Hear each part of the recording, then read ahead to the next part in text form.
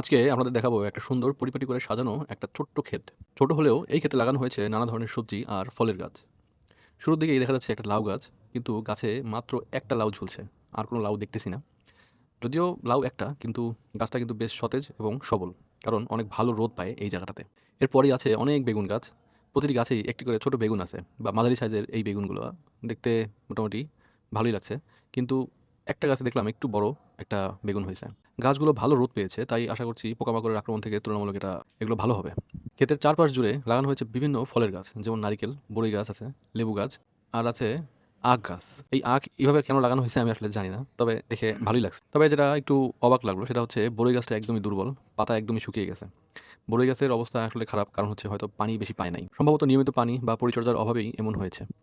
এছাড়াও এই ছোট্ট ক্ষেতের মধ্যেই পেঁয়াজ সহ আরো কিছু সবজি চাষ করা হয়েছে, দেখে খুবই ভালো লাগছে। সব মিলিয়ে জায়গাটা আসলে অবাক করার মতো, যে একটা ছোট জায়গায় কিভাবে শখ করে এত ধরনের সবজি বা অন্য কোনো গাছ আসলে লাগানো যায়। আসলে ছোট একটি শখের ক্ষেতে যদি পরিকল্পনা করে নানা ধরনের গাছ লাগানো যায়, তাহলে একটি পরিবারের নিত্য প্রয়োজনীয় অনেক চাহিদাই সহজে পূরণ করা সম্ভব।